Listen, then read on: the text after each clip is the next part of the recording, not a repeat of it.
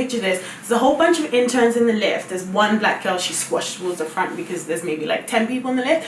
And the lift door opens and this partner is like, hey, welcome, you must be the new paralegal, to the one black person in the lift. Imagine. Hi everyone, welcome to my channel. So today I have my friend Ife with me and we go way back. Way back. With the law firm that you ended up in, what was it like? Did you enjoy working there? And you know, the question we get asked, what's it like as a black girl in the city? From my perspective, they hired about 80 of us and there were only 3 black people. I was the only black girl in my department. I personally did not have any issues at all. Obviously, there were times where you felt you didn't fit in because people were just so raw. I was in South America, in Peru.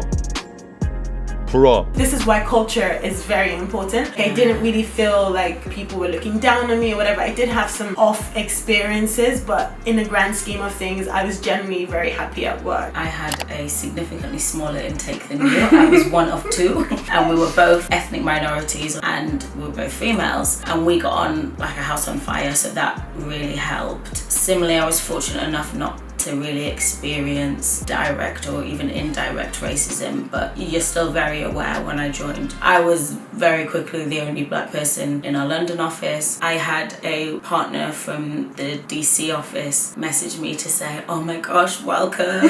If you need anything, I'm so happy that you joined. The only reason was because she was a black female, I was a black female, and actually we ended up working together on quite a few things over my time there, and it was fantastic to have her as a resource and as a mentor, if you like. Do you have any tips for surviving and not being focused on your otherness and just getting through with the day-to-day and stuff? When I was in 6th form, I struggled a lot with being the only black in the village, especially because I just moved back to London from Nigeria and I was like, these people are from a different planet. So I was just too in my head and focused on how different I was and how much I didn't have in common with these people. And it took me a few years to just relax. I'm thinking more about my otherness than they are. So it wasn't until then that I was able to settle in, and my best friends now, you guys would have seen, I have people asking me on Instagram, do you have black friends? I'm like, I have friends from all over the world. So, and it's mostly because I got really close with the people that I work with. Again, people want to work with people that they like. I'm probably the worst person to ask this question to because I'm from Sheffield, so I grew up being the only black girl in the village, the only black girl in the school, it was only then when I went to uni that I said, oh wow, all these black people. But before that, my norm was to not have other black people around, which actually has helped me because it means that I haven't thought about it as much. But obviously, in this day and age, you are still aware of it. You only have to switch on the news and see what's happening in America to know that it is still very much a thing. I don't want to make this sound like, oh my god, we had perfect experiences, because no. The firm that I ended up working for was fantastic. It was brutal working there, but culture-wise, it was a very international law firm, and that's the reason why they're one of the top ones in the world. I had an internship where, oh my god, it was a very traditional one, and one of my friends actually had done the internship 2 weeks before me,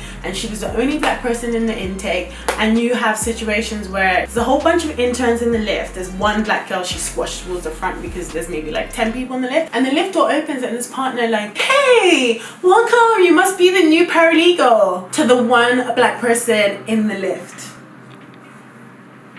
Imagine. So she clearly was I don't want to work there. I was very conscious of that when I was at the same firm. I definitely felt almost I was the token. Do you know what I mean? Where you tick the box. And sometimes in the firm that I worked for, there were many times where I was the only black person in that department, but I didn't feel weird or anything. But in this other law firm, I just felt very other. And ultimately, they didn't give me an offer because they're oh, you were great in all the assessments and everything, but we weren't sure if it was the right fit. And I was oh my god. lot. Luckily, then I got my offer from the other law firm that I ended up working for, and I was like, yay, because I didn't want to work for you anyway. And ironically, that friend of mine, she also got an offer with another big international law firm.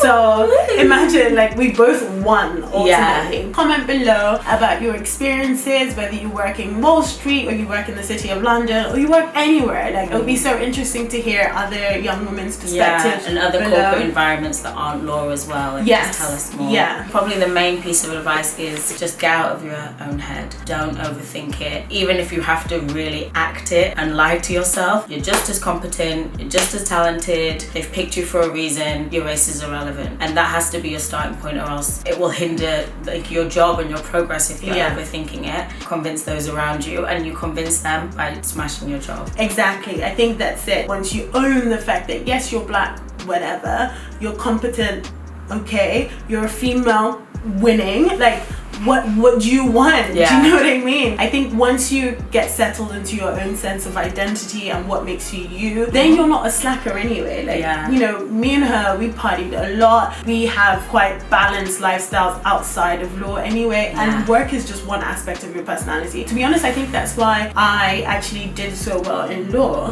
because I had stuff outside of law that kept me sane. And funny enough, the partners that I love and the people that I admire are the same. And this is why, like, you know, we'll have banter talking about how someone went hiking over the weekend to the mountain or somewhere. In my law firm, I get called like the office travel agent, because if they're like, oh, I'm going to Sri Lanka, go ask Adele, like, she's been everywhere. I would just go somewhere, reset, and then I'll come back to work like, hey, guess who's back? There's more to you than like your skin color. Once you get past that, you show that you're competent and you do your job as best as you can, you generally have nothing to worry about. If it's not the right firm, leave. There's lots of other companies, you know. One thing I will say is that wherever you work, that you have to really learn as much as you can, upskill yourself as much as you can. It means that if you want to leave, you can leave. You're confident because you're like, I have the skills, so I'm not bound to this place. Alright, well, I hope you guys have enjoyed this video and you've taken a lot from it. If you have, make sure you leave your comments in the description box. We want to know what your experiences are like in whatever industry that you work in, whether it's law, banking, anything, and like what advice do you have for other young ladies coming up? I think for us, it's very important to show like a balanced perspective. Definitely. You can be a babe with brains, you know, you can be a lawyer, and you can also be like a musician in your spare time, or an influencer, or whatever. Like, you know, it's important to be multifaceted. So please, please, please check out like Ife's channel. I'm gonna let her. I've got a YouTube channel with my husband. It's called Timmy and Ife. The link will be here. And my Instagram is at Ife_X. This is the Instagram legal baddie. Thanks for watching. Thanks, guys. Bye. And actually, the height differences, that's fine. It more Or just you looks like can your sit on hair. but maybe you sit on the Do I need a booster?